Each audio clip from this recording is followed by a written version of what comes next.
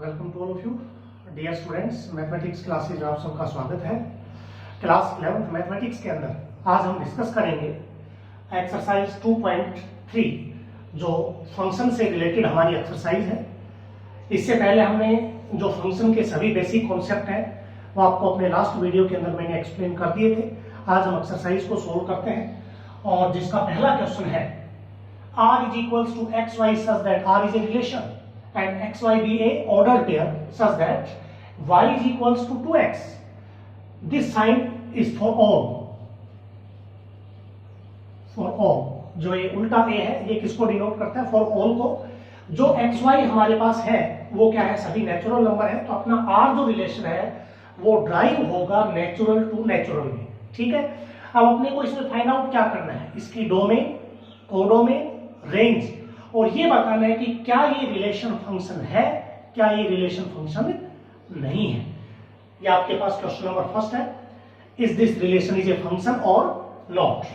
देखिए तो सबसे पहले अपने पास गिवन है इसमें now y is equals to 2x and x y belongs to क्या है? n। तो x भी नेचुरल है और y भी नेचुरल है, तो यहां x की वैल्यू सब्स्टिट्यूट करेंगे तो y आ जाएगा when x is equals to 1, 2, 3, 4 and so on, क्योंकि नेचुरल नंबर है। सो y क्या आएगा? y की वैल्यू 1 रखेंगे तो 2 आ जाएगी, 2 रखेंगे तो 4 आ जाएगी, 3 रखेंगे तो क्या आ जाएगी? 6 आ जाएगा, 4 रखेंगे तो क्या आ जाएगा? 8 आ जाएगा and so on. That is हमारे पास जो ऑर्डर पेयर बनेंगे तो 1r2 हो गया, 2r4 हो गया, 3r6 हो गया, 4r8 हो गया एंड सो ऑन। इस प्रकार से ये रिलेशन अपना होगा। तो यहां से r आ जाएगा अपने पास रोस्टर फॉर्म के अंदर 1 2 2 4 3 6 4 8 and so on up to infinity, यानी कि ये चलता रहेगा। अब इससे में पूछा गया था कि domain of R, domain of R, domain का मतलब होता है फर्स्ट कंपोनेंट और अपना फर्स्ट कंपोनेंट है 1 2 3 4 5 and so on. That is domain इसकी क्या होगी? Set of natural numbers,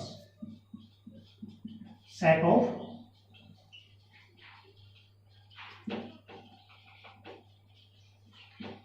natural numbers. उसके बाद आती है रेंज। कोडोमेन की बात करें तो कोडोमेन के लिए मैंने क्या बताया था? जो सेकंड सेट है, जैसे मैपिंग आपकी A टू B है तो B क्या होता है? कोडोमेन होता है अपने पास। तो यहां से कोडोमेन हो जाएगा कोडोमेन ऑफ R। तो अपने पास यहां मैपिंग थी N टू N, तो कोडोमेन भी क्या होगी अपने पास? N होगी, सेट ऑफ नेचुरल नंबर्स। अब बात करें रेंज की, रेंज ऑफ R, तो मैंने आपको बताया था किसी भी रिलेशन का या किसी भी फंक्शन का जो सेकंड कंपोनेंट है वो रेंज होता है। तो यहां पर सेकंड कंपोनेंट है अपने पास 2 4 6 8 एंड सो ऑन। तो इसका मतलब ये सभी क्या है? Set of even natural. इसको आप लिख सकते हो set of even natural numbers. तो ये इवन नेचुरल नंबर होंगे और वो भी पॉजिटिव। उसके बाद पूछा गया था this relation is a function और not. R is a function और नॉट, क्या ये फंक्शन है या नहीं है? तो उसके लिए मैंने बताया था जो अपनी मैपिंग होती है A टू B या X टू Y या N टू N, ये तो चेंज होती रहेगी, फिक्स नहीं है। तो डोमेन के प्रत्येक एलिमेंट की अगर यूनिक इमेज है कोडोमेन में तो रिलेशन जो है वो फंक्शन होता है। तो अब हम डोमेन की बात करें 1 2 3 4, और दूसरी बात मैंने ये बताई कि फंक्शन होने के लिए पहला कंपोनेंट किसी भी ऑर्डर पेयर में सेम नहीं होना चाहिए। तो इस रिलेशन के अंदर देखोगे for every x belongs to n unique image is in y। तो यहां से इससे आगे आप लिखोगे फंक्शन के लिए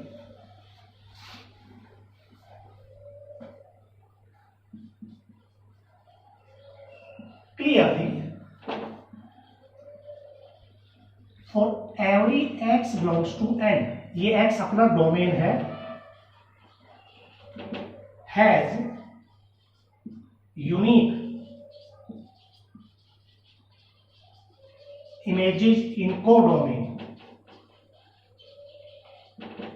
So R is a function. जो अपना रिलेशन R है वो क्या होगा, एक फंक्शन होगा। तो ये फर्स्ट क्वेश्चन था। सेकंड क्वेश्चन है,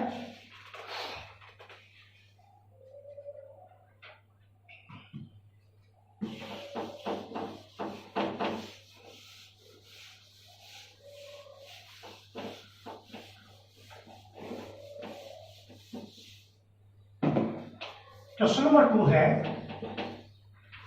given x and y be the two sets, here x set is 1 2 3 4 and y set is equals to 2 4 6 8 10 and 12. Classify the following sets of ordered pair as a function or not from x to y, and f is defined from x to y. f x to y is defined if हमारे पास first है, एक are relation है जो आपके पास है 2 1 3 1 4 2। पहला relation are है, आपको ये देखना है कि एफ जो फंक्शन एक्स टू वाई होगा वो डिफाइंड है या नहीं, इज डिफाइंड और नॉट, ये देखो इज डिफाइंड और नॉट। तो अब आप एक चीज देखेंगे कि मैंने रिलेशन को फंक्शन, मैंने एक चीज बताई थी, हर फंक्शन रिलेशन होता है लेकिन हर रिलेशन फंक्शन नहीं होता। तो उसके लिए मैंने बताया था जो आपकी मैपिंग है एक्स टू वाई, तो एक्स के हर एलिमेंट की यूनिक इमेज होनी चाहिए वाई में। मान लीजिए आप एक क्लास के अंदर 10 स्टूडेंट हैं, तो हर 10 स्टूडेंट की इमेज होगी, और यूनिक का मतलब एक ही इमेज होनी चाहिए, एक से ज्यादा इमेज नहीं होनी चाहिए। यानी कि एक स्टूडेंट का एक ही प्रतिबिंब होता है, एक से ज्यादा नहीं। तो यहाँ आप देखेंगे हर एक की होनी चाहिए, किसी एक की भी नहीं है तो भी वो रिलेशन फंक्शन नहीं है।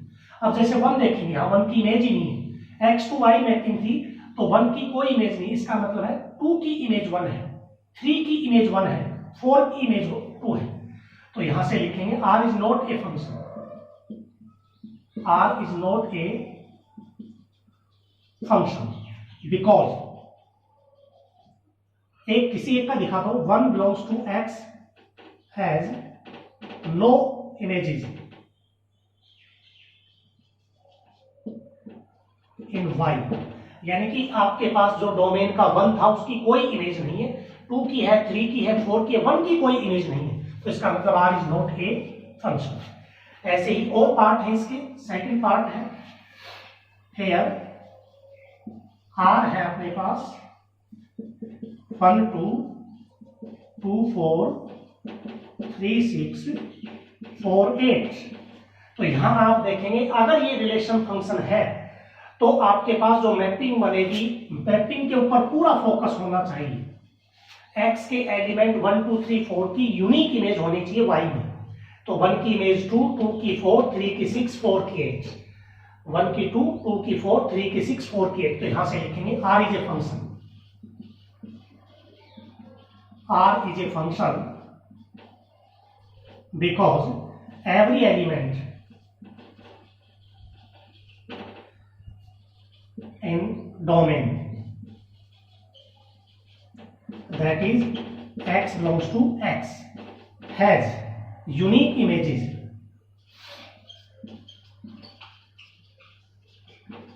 in y, यानी कि हर एलिमेंट x की यूनिक इमेज है किसमें, y में। तो आपका r क्या हो गया, एक फंक्शन हो गया। तो इसके बाकी पार्ट आप खुद करके देखेंगे, सिर्फ एक ही चीज देखनी है कि x टू y में यदि फंक्शन है r, तो x के हर एलिमेंट की यूनिक इमेज होनी चाहिए y में, ठीक है। प्रत्येक की, 1 की भी होनी चाहिए, 2 की भी, 3 की भी, 4 की भी। अगर 1 3 4 की है, 2 की नहीं, तो भी फंक्शन नहीं है। दूसरी बात किसी भी रिलेशन के अंदर अगर फर्स्ट कंपोनेंट सेम आ जाए, जैसे यहां भी 2 यहां भी 2, तो भी वो फंक्शन नहीं है, यानी कि यूनिक इमेज होनी चाहिए। तो इसके बाकी पार्ट आप करके देखेंगे, ठीक है। एक पार्ट और करते हैं अपन, इसका लास्ट है 7th पार्ट। है आर है अपने पास 1 2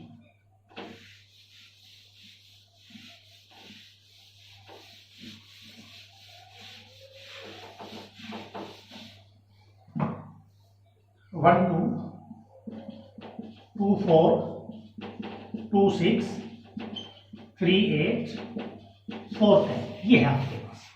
तो मैपिंग आपकी क्या थी, एफ की मैपिंग बन रही है x टू y और x है 1 2 3 4। तो 1 की इमेज है, 2 की भी है, लेकिन 2 की 2 इमेजेस आ गई, तो यहां से लिखेंगे r is not a function, r is not A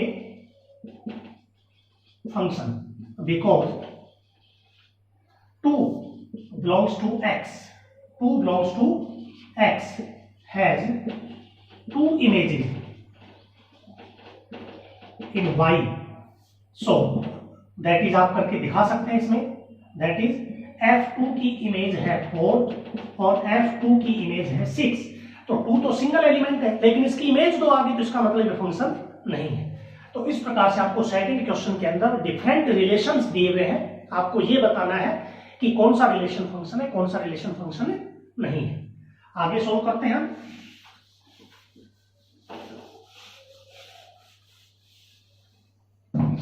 question number 3 है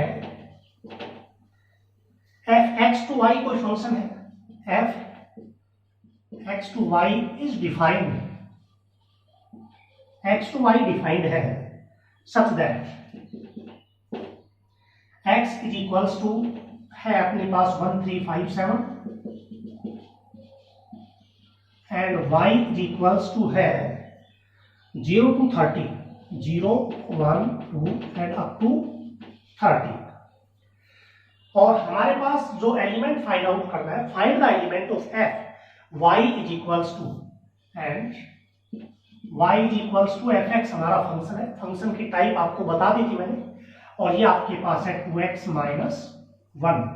find the element of f, हमें f के एलिमेंट फाइंड आउट करने हैं। तो f के एलिमेंट कैसे होते हैं, f इस प्रकार से होता है अपना एक्स वाई सच दैट, ये हमारे पास एफ एक्स वाई कोई फंक्शन होता है।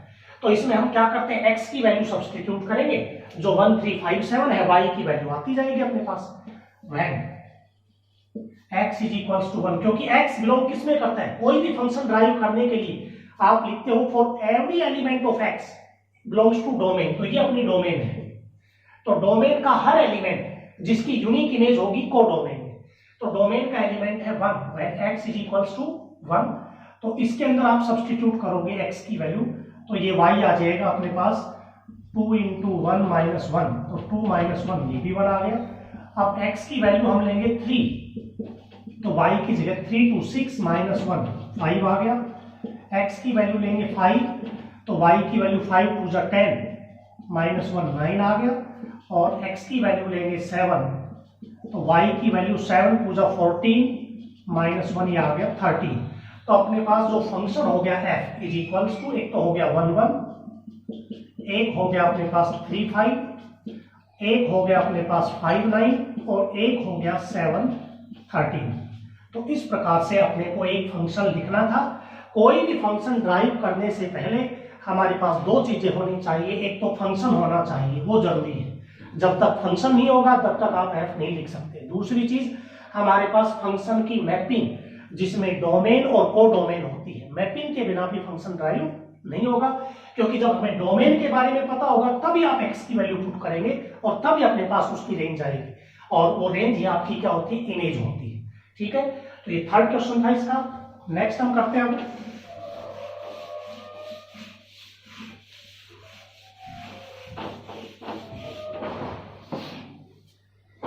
फोर्थ क्वेश्चन है, क्वेश्चन नंबर 4। हमारे पास फंक्शन दे रखा है एफ एक्स इज डिफाइंड, और एफ एक्स की वैल्यू है अपने पास 4x² plus 2x minus 3 and f2 हमें फाइंड करना है, find f2 f-1 fa and f1, ये हमें वैल्यू निकालनी है। तो सिंपल क्वेश्चन है।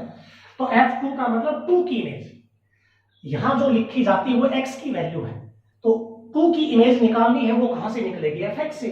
यहां -1 की इमेज, यहां fa की इमेज, तो यहां से लिखेंगे वैन f2 है तो x बराबर 2 होगा, तो f2 कितना आ जाएगा, x की जगह 2 सब्सटीट्यूट करेंगे तो ये आएगा 4 × 4 प्लस 2 × 2 -3, तो 16 + 4 -3 20 -3 17। तो सिमिलरली आपको क्या निकालना है, f1 निकालना है, तो x की जगह -1 रख देंगे तो f -1 आ जाएगा। तो 4 × -1 का होल स्क्वायर, 2 × -1 -3, तो ये आ जाएगा 4 - 2 -3, ये वैल्यू आ गई -1। ऐसे ही आपको x = a सब्सटीट्यूट करना है, तो x की जगह a रख देंगे तो ये आ जाएगा 4a² + 2a - 3। अपने को नेक्स्ट चाहिए f × fa, तो पहले f1 निकलेगा, f1 का मतलब x = 1, तो f1 कितना आ जाएगा, 4 × 1 का स्क्वायर 2 × 1 - 3, ये आएगा 4 + 2 - 3 6 - 3 3 आ गया। तो f1 की वैल्यू आ गई कितनी, 3। अब आप इसको देखेंगे यहां पर f और f1 कितना आ गया, f1 = 3, तो इसका मतलब आपको क्या निकालना है, f3। आप यहां लिखेंगे f × f1, तो यहां लिखेंगे f और इसकी वैल्यू है 3, तो f3, तो f3 x की जगह 3 रख देंगे, 4 × 3 का स्क्वायर 2 × 3 - 3 36, और यहां जाएगा 6 + 3 42 - 3, तो यहां पर वैल्यू आ जाएगी 39। तो ये इसका फोर्थ क्वेश्चन है जो आपको करना है। नेक्स्ट है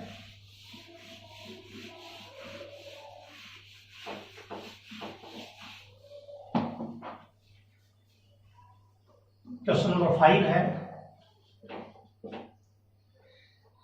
Here sets are given age -1 0 2 3 and b = 1 2 5 8 9 10 and f be the function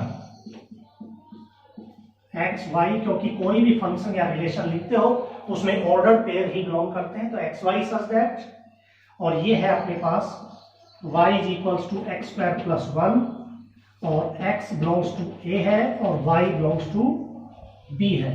हमें f को कंप्लीट करना है, तो सिंपल क्वेश्चन है, जो इक्वेशन हमें दी हुई है वो f की मैपिंग क्या है, a to b, f is defined from a to b, तो यहां से अपने पास है इसमें y = x² + 1 और x बिलोंग क्या करता है a में, a की वैल्यू है -1 0 2 3, तो a की वैल्यू सब्सटीट्यूट करेंगे, a का मतलब x की वैल्यू, तो यहां से आप लिखोगे वैन x की वैल्यू, x किस में बिलोंग कर रहा है, a में, तो यहाँ x की वैल्यू है -1, तो x की वैल्यू पुट करेंगे तो y क्या आ जाएगा, -1 का स्क्वायर 1 + 1 2, x की वैल्यू अगली है 0, तो 0 रखेंगे तो 0 + 1 1 आ जाएगा। x की नेक्स्ट वैल्यू है 2, तो y की वैल्यू 2 का स्क्वायर 4 + 1 5 आ जाएगा। नेक्स्ट वैल्यू है अपने पास 3, तो y की वैल्यू 3 का स्क्वायर 9 + 1 10 आ जाएगा। तो आपका f बन गया इसमें -1 2 0 1 2 5 और 3 10, तो ये आपके पास फंक्शन f डिफाइंड हो गया जो आपको कंप्लीट करना था। इसी में अब अपना 6th क्वेश्चन है।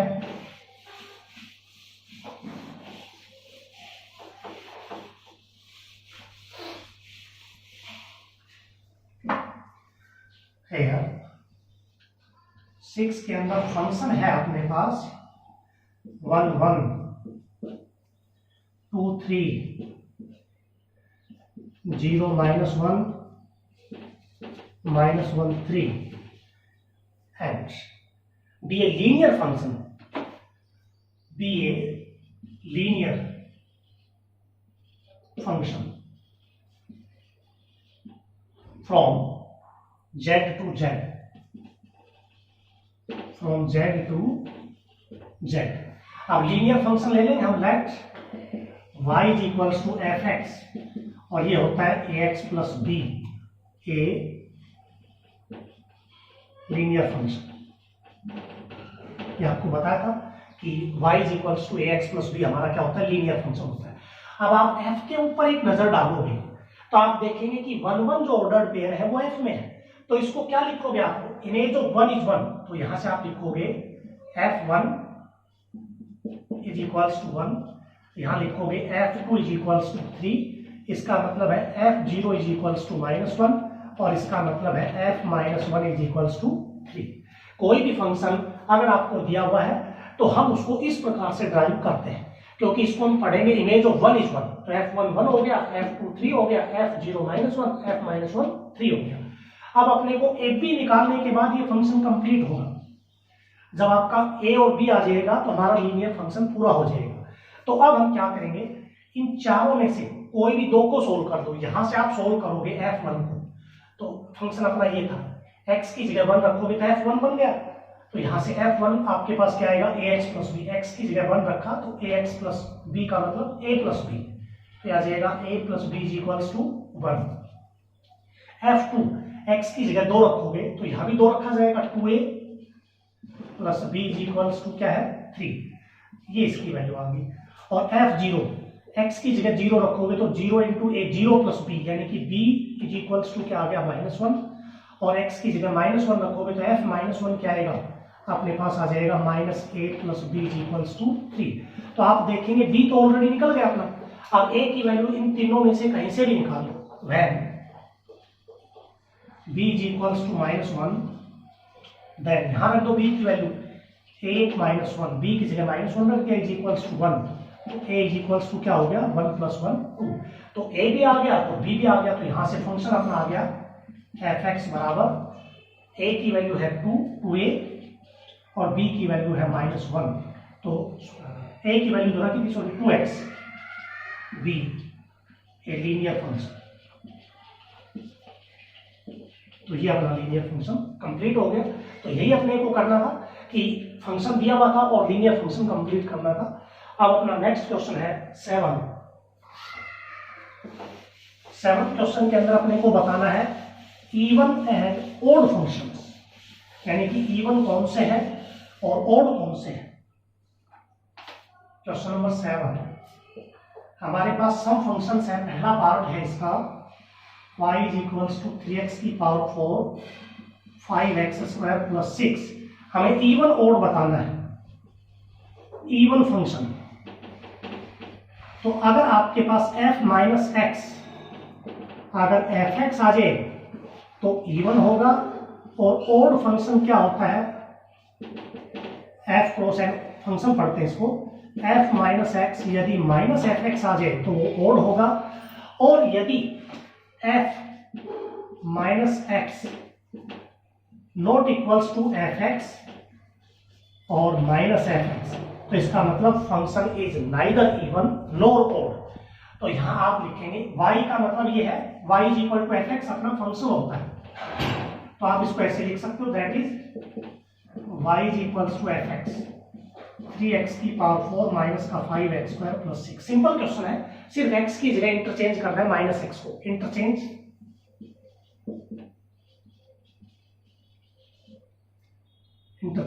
x minus x into x। तो यहां से क्या आ जाएगा f माइनस एक्स, जहां भी x है माइनस x रख दो, तो 3 माइनस x की पावर 4 क्या हो जाएगी, x की 4 ही होगा, माइनस 5 x की पावर 2 है तो माइनस x की पावर 2 भी क्या होगा, x² ही हो जाएगा प्लस 6। तो ये किसके बराबर आ गया, fx के। f माइनस x fx आ गया, इसका मतलब function is even. So f is even function. और लेते हैं एक एग्जांपल, सेकंड पार्ट है इसका y is equals to 2x³ plus 5x। हम इसको ऐसे लिख सकते हैं, this implies fx is equals to 2x³ plus 5x, क्योंकि y is equal to fx होता है, तो y की जगह fx हम लिख सकते हैं। अब यहाँ इंटरचेंज करेंगे या पुट करेंगे, x is equals to minus X, तो यह आ जाएगा f minus X to minus X की power 3 plus 5 into minus X. तो आप यहाँ क्या देखेंगे कि माइनस एक्स की पावर क्यूब है, ओड पावर है, तो माइनस का माइनस ही रहेगा, तो माइनस का 2x की पावर 3 और यहाँ माइनस बाहर आ जाएगा माइनस 5x। तो आप यहाँ देखेंगे कि f माइनस एक्स बराबर माइनस कॉमन ले लेते हैं, 2x क्यूब प्लस 5x आ गया। अब 2x क्यूब प्लस 5x किसके बराबर था, fx के, तो माइनस इंटू fx, तो f माइनस एक्स की वैल्यू माइनस fx आ गई, तो आप लिख देंगे f इज ऑड फंक्शन। ठीक है, तो इस प्रकार से आप इसका थर्ड पार्ट कर सकते हैं और ऐसे ही आप इसका फोर्थ पार्ट कर सकते हैं। फोर्थ पार्ट जो है वो ये है अपने पास,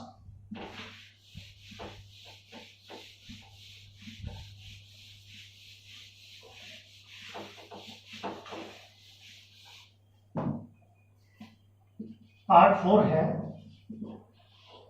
ये ग्रेटेस्ट इंटीजर है, इसको क्या कहते हैं, ग्रेटेस्ट इंटीजर फंक्शन। अब इसको आप लिखेंगे that is f x is equals to greatest integer x minus X. अगर आप x की जगह माइनस एक्स रख देंगे तो न तो ये fx बनेगा न ही माइनस fx बनेगा। Put x is equals to minus X, so f minus X is equals to minus greatest integer और माइनस माइनस ही हो जाएगा प्लस x। तो इसकी वैल्यू हम क्या लिखें, ये डिपेंड, ये तो एक इंटीजर होता है। अब इंटीजर आपके पास यहाँ 1 है तो माइनस 1 आ जाएगा और 2 है तो माइनस 2 आ जाएगा, लेकिन साइन तो चेंज नहीं होगा, तो यहां से आप लिख दोगे is not equals to f minus X और fx, so f is neither even nor odd function, यानी कि इसके अंदर x की जगह जब माइनस एक्स रखते हैं तो न तो माइनस fx आ रहा है न ही प्लस fx आ रहा है, तो इसका मतलब न तो ये इवन फंक्शन है न ही ये ऑड फंक्शन है। तो ये इसका सेवंथ क्वेश्चन था। क्वेश्चन नंबर 8 है, find the domain of the following functions. अब डोमेन की जब चर्चा आप कर रहे हो, किसी भी फंक्शन की डोमेन का मतलब ये होता है हमारा फंक्शन डिफाइंड होना चाहिए for all real values. Function is defined for real values. Domain का मतलब function is defined for x belongs to r, यानी कि जिस x के ऊपर अपना फंक्शन रियल वैल्यू देगा तो फंक्शन डिफाइंड है। या दूसरे अर्थों में ये कह दें कि जो भी फंक्शन की मैपिंग होती है x टू y, तो यहां पर x की जिस वैल्यू पे मेरा फंक्शन डिफाइंड होगा वही आपके पास डोमेन होगी। या अदर वर्ड में ये कहते हैं कि मीनिंगफुल होना चाहिए, fx इज मीनिंगफुल,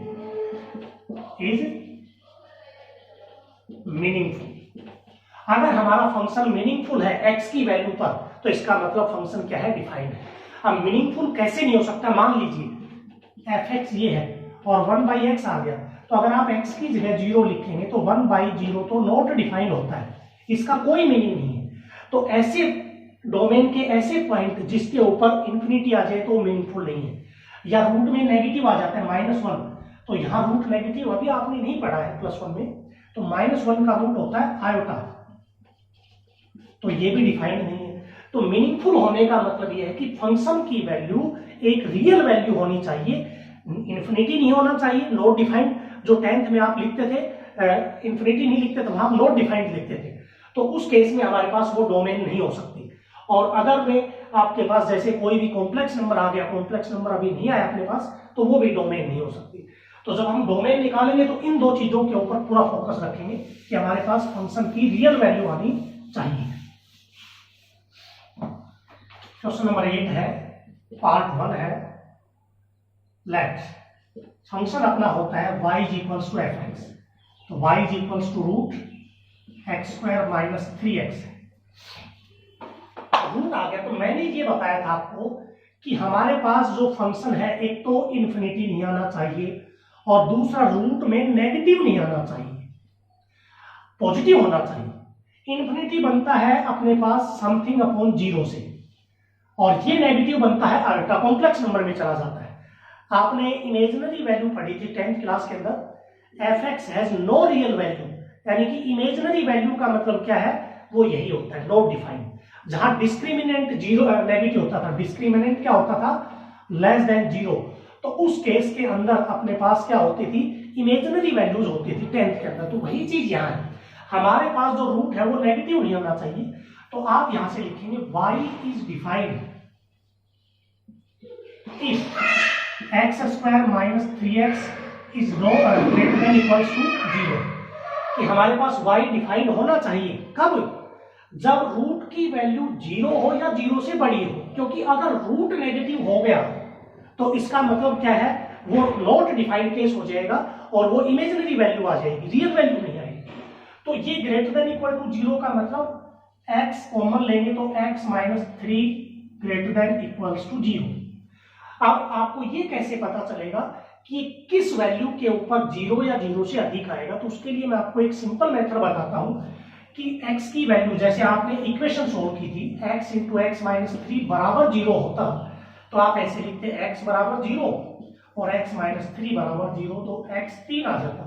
तो आप यहां देखेंगे इस रियल लाइन के ऊपर एक 0 है और एक 3 है, ये रियल लाइन आपने, रियल लाइन। तो हमारे पास ये पॉजिटिव है, तो हमें ये क्या चेक करना है कि पॉजिटिव और नेगेटिव चेक करना है, कि जैसे इस इंटरवल में, अब ये इंटरवल बन गए, रियल लाइन 3 भागों में बढ़ गई, एक भाग ये, एक ये और एक ये, तो 0 से 3 के बीच में 1 भी है, 2 भी है, और भी अनेक वैल्यू है इनफाइनाइट, तो 1 लेते हैं। तो 1 अगर लेंगे तो क्या आएगा, पॉजिटिव या नेगेटिव, सिर्फ कितना देखना है, 1 माइनस 3 नेगेटिव आ रहा है, तो ये नेगेटिव हो गया। और 3 से बड़ी वैल्यू 4 लेंगे तो 4 को स्क्वायर 16 माइनस 12, ये पॉजिटिव, अल्टरनेट साइन होते हैं तो इधर भी पॉजिटिव आएगा, ये नेगेटिव है तो अल्टरनेट साइन चलेंगे, नेगेटिव पॉजिटिव फिर इधर पॉजिटिव। तो अपने पास क्या था, ये तो ग्रेटर देन 0, इसका मतलब that is positive value, positive value आनी चाहिए। तो पॉजिटिव वैल्यू किधर है, एक तो 0 से इधर है और एक 3 से इधर है, इसका मतलब इस इंटरवल के बीच में नेगेटिव है, तो नेगेटिव में तो डिफाइंड ही नहीं है, रूट माइनस का नहीं आना चाहिए। तो यहां से आप क्या लिखोगे, डोमेन, डोमेन इसकी आ जाएगी, y की डोमेन आपके पास होगी, रियल वैल्यू में से किसको छोड़ दें, 0 से 3 पर, इक्वल हो सकता है, इक्वल हो सकता है, 0 हो सकता है, 3 भी हो सकता है, लेकिन 0 से 3 के बीच में नेगेटिव है, तो r में से किसको छोड़ देंगे, अपने पास ओपन इंटरवल 0 to 3, तो 0 से 3 के बीच में तो ये आपके पास रूट नेगेटिव होगा, 3 या 3 से अधिक पे भी पॉजिटिव, और 0 या 0 से इधर भी पॉजिटिव, तो इसका मतलब पॉजिटिव वैल्यू तो डिफाइंड है। तो यहां से इसकी डोमेन होगी 0 to r माइनस 0 to 3। तो सिर्फ इतना ही बताना है कि मेरा फंक्शन इन्फिनिटी तो नहीं बन रहा, या रूट है तो नेगेटिव तो नहीं बन रहा, तो रूट आ जाए, ऊपर रूट है तो ग्रेटर देन इक्वल होना चाहिए, नीचे रूट है तो सिर्फ ग्रेटर देन, क्योंकि नीचे अगर रूट होगा और अगर वो समथिंग अपॉन 0 आ गया तो इन्फिनिटी हो जाता है। तो रूट का मतलब पॉजिटिव वैल्यू, तो डिफाइंड कब होगा, जब ये पॉजिटिव होगा, तो पॉजिटिव का मतलब यह आ गया। तो इसमें ये चेक करने के लिए कि कहाँ पॉजिटिव है, कहाँ नेगेटिव है, तो यहाँ x की वैल्यू निकालो दोनों, और x की वैल्यू रियल लाइन पे रख के आपको ये देखना है कि जो इंटरवल बने हैं, जो रियल लाइन भागों में बटी है, उसके हर भाग का साइन पॉजिटिव नेगेटिव कैसा है। तो यहाँ ग्रेटर देन इक्वल टू 0 का मतलब पॉजिटिव, तो यहाँ पॉजिटिव है, यहाँ पॉजिटिव है, तो इसका मतलब 0 से 3 को छोड़ दो, बाकी हर इसकी डोमेन है। ठीक है, आगे देखिए,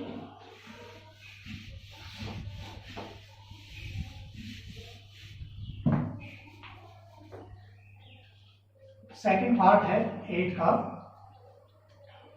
late y is equals to root 2x minus का 2x स्क्वायर, इसको आप लिखेंगे y इज डिफाइंड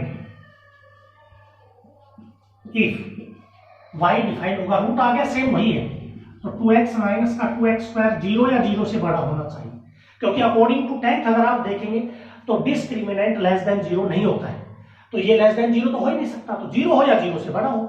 अब इसको सोल्व करो तो ये आ जाएगा 2x कॉमन, तो यहाँ रहेगा अपने पास 1 minus X greater than equals to 0, 2 0 में चला जाएगा, तो आप लिखोगे x 1 माइनस का x greater than equals to 0।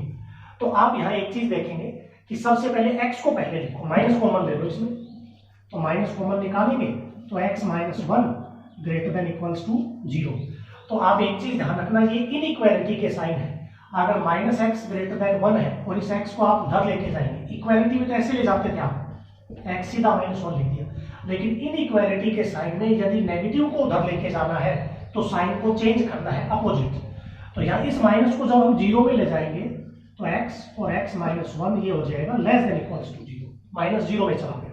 अब वही प्रोसेस रियल लाइन के ऊपर लिखो इनको, यहाँ x की वैल्यू 0 है और यहाँ x की वैल्यू x -1 0 के बराबर रखोगे, जैसे इक्वेशन से निकालते थे x की वैल्यू वैसे इसमें ये बना गया।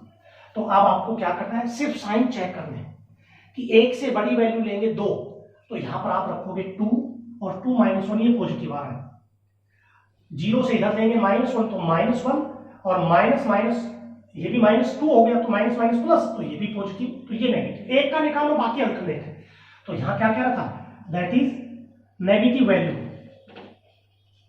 That is negative value. तो नेगेटिव वैल्यू कहाँ है, 0 से 1 के बीच में। अब आपके पास 0 और 1 हो सकता है या नहीं, तो 0 हो सकता है क्योंकि 0 इंटू ये दोनों 0 हो जाएंगे, और 1 भी हो सकता है। तो यहां पर आपके पास डोमेन क्या हो जाएगी, डोमेन ये डिफाइन किस पर है, लेस देन 0 पर। पिछले में तो ग्रेटर देन 0 पे था, तो नेगेटिव वाले को छोड़ा था, लेकिन यहां लेस देन 0 आ गया, तो डिफाइन किस पे है, 0 से 1 पर। 0 से 1 पर 0 भी ले सकते हैं, क्लोज इंटरवल लेंगे, क्योंकि x की वैल्यू अगर 0 लोगे तो ये 0 आएगा, और 1 लोगे तो भी ये 0 आएगा। तो 0 से 1 इसकी क्या हो जाएगी, डोमेन आ जाएगी। ठीक है,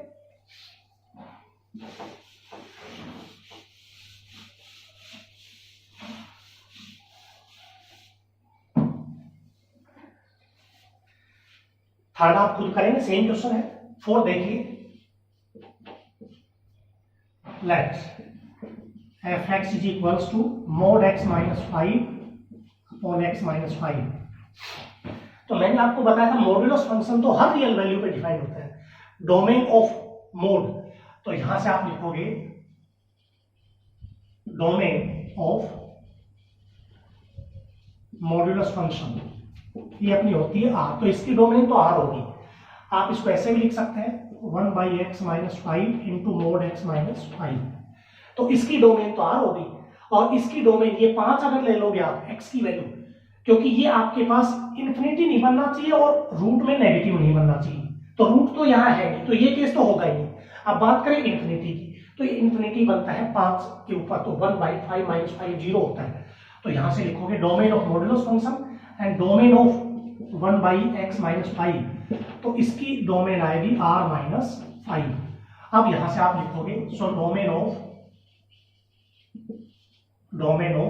f(x) इज इक्वल्स टू, इसकी है r - 5, और यहां से इन दोनों का जो इंटरसेक्शन है, यूनियन, और आपके पास आ जाएगा इंटरसेक्शन आ जाएगा अपने पास r।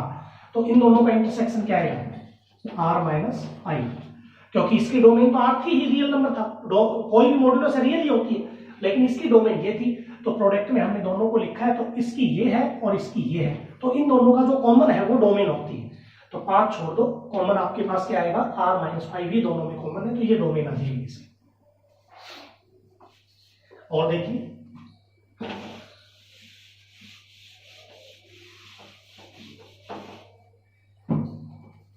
क्वेश्चन नंबर 5 है,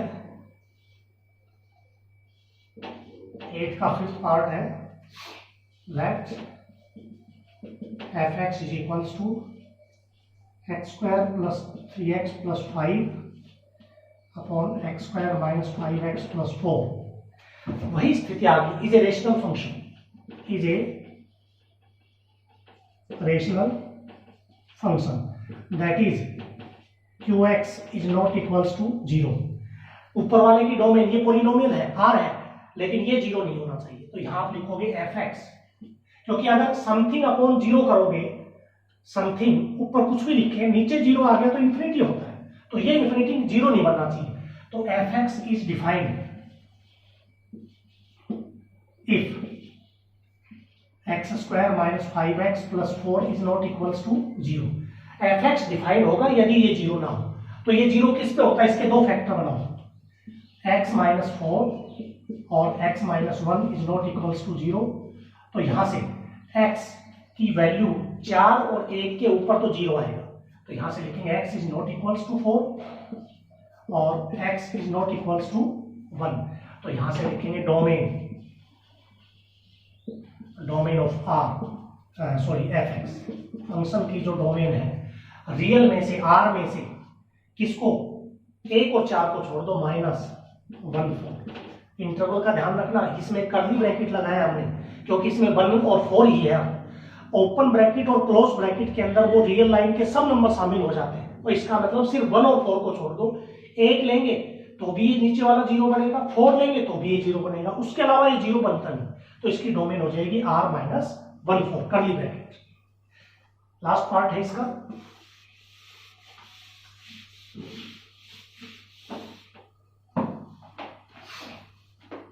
सिक्स पार्ट है। 6 लेफ्ट एफ एक्स है अपने पास 1/√1 माइनस एक्स। अब यहां डिवाइड में रूट आ गया, तो रूट नेगेटिव नहीं होना चाहिए, नेगेटिव नहीं होना चाहिए, इस चीज को ध्यान रखना है। तो नेगेटिव नहीं होगा तो 0 तो हो सकता है, लेकिन अगर ऊपर होता तो ये 0 हो सकता था। अगर यहां ये 0 हो गया तो भी 1/0 इन्फिनिटी हो गया, 1/0 क्या हो गया इन्फिनिटी। तो यहां से लिखोगे F x is defined if 1 minus x सिर्फ ग्रेटर देन 0। जब हमारे पहले 2 क्वेश्चन हमने किए वहां न्यूमरेटर में था रूट, तो वहां इक्वल हो सकता था, लेकिन डिनोमिनेटर में 0 नहीं हो सकता। तो यहां लिखोगे -x ग्रेटर देन -1। और मैंने बताया था इन इक्वालिटी में, ये इन इक्वालिटी का साइन है, माइनस को उधर लेके जाएंगे तो sign change, x less than -+1 हो जाएगा।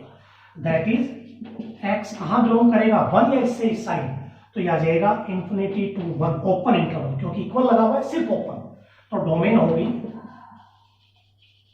डोमेन आ गया अपने पास इन्फिनिटी टू 1। तो ये आपका क्वेश्चन नंबर 8 था, जिसके अंदर हमने डोमेन को रीड किया है। अब अगला जो क्वेश्चन है उसमें आपके पास रेंज और उससे आगे के क्वेश्चंस हैं, इसको हम नेक्स्ट वीडियो के अंदर सोल्व करेंगे। तो आपको ध्यान रखना है कि आपको डोमेन कैसे फाइंड आउट करनी है, किस रिलेशन को फंक्शन कहना है, किसको नहीं कहना। तो आज के वीडियो में एक्सरसाइज 2.3 के 8 क्वेश्चन आपको करने हैं। 8 को थोड़ा सा सीरियसली करें, डोमेन और रेंज इसकी इंपॉर्टेंट फैक्टर्स हैं, तो थोड़ा सा केयरफुल रह के करें। अगर कोई प्रॉब्लम है तो नेक्स्ट वीडियो में आप बता सकते हैं।